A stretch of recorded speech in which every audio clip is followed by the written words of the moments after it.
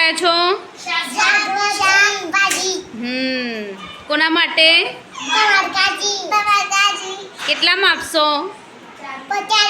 ઓહો, તો બહુ ભાવ રાખ્યો છે ને, મોંઘું પડે અમને તો ના લઈએ. હા ચલો, શું આપશો 10 રૂપિયામાં?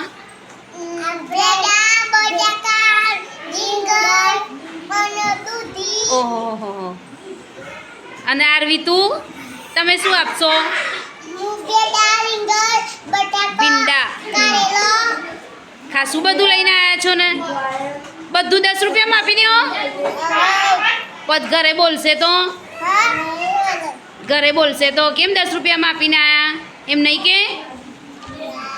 લાવો ત્યારે આપો. આ બધું જ મારું, હો? હા, બધું જ.